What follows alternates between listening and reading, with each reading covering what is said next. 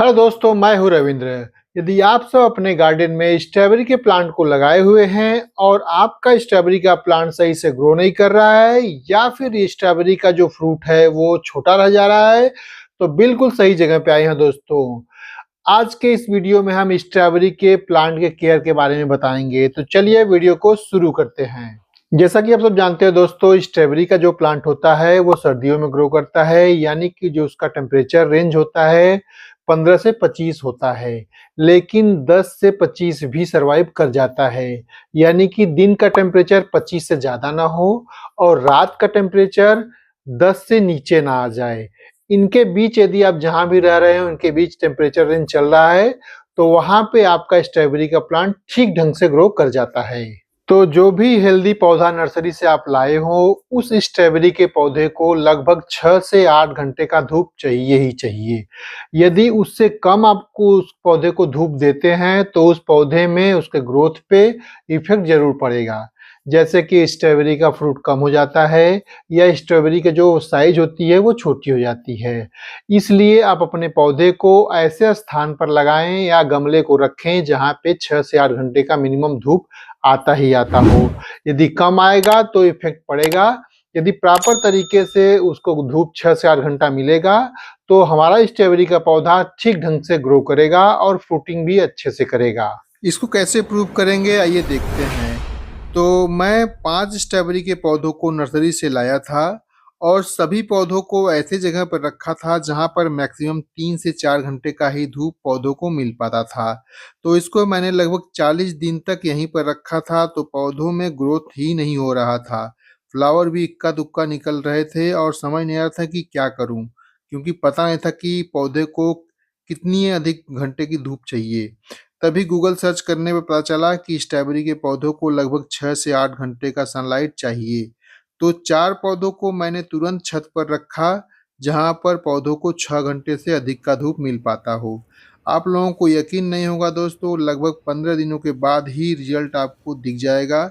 इसमें ढेर सारे फ्लावर का बड दिखने लगा और पौधा भी अच्छे से ग्रो करने लगा।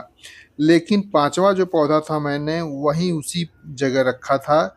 उसकी हालत पहले जैसे ही थी, फ्लावर इक्का-दुक्का निकल रहे थे और पौधे में ग्रोथ भी बहुत कम हो गई थी। तो आपको भी अपने स्ट्रॉबेरी के पौधों को 6 घंटे से अधिक सनलाइट वाले जगह पर रख देना चाहिए दोस्तों, उसके अच्छे से ग्रोथ के लिए। दूसरी बात का ध्यान देने वाली बात है दोस्तों, स्ट्रॉबेरी के प्लांट को सही ढंग से या ठीक ढंग से न्यूट्रिशन का ना मिलना।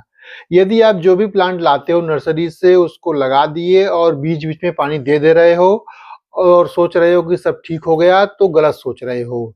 तो उस पौधे को, स्ट्रॉबेरी के पौधे को आप मिनिमम 20 से 25 दिनों के अंतराल पर उसमें ऑर्गेनिक खाद देना बहुत ज़रूरी है।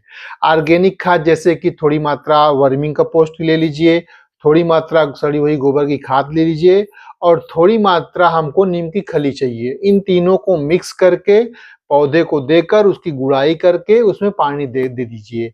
फिर देखिए उसका ग्रोथ और उसमें फ्रूट की साइज़ जो है, वो बिल्कुल ही एकदम अच्छे तरीके से ग्रोथ करने लगेगा और हमारा फ्रूट की संख्या भी बढ़ जाएगी और देखकर मन प्रसन्न हो जाएगा कि कितना अच्छा काम हो रहा है।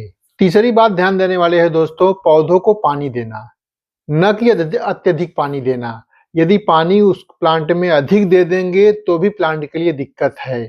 पौधे की जो मिट्टी है वो 1 आध इंच तक एकदम सूख जाए तभी उसमें हम पानी दें और मिट्टी ऐसी होनी चाहिए आपकी कि वेल वाटर ड्रेनेज वाली हो।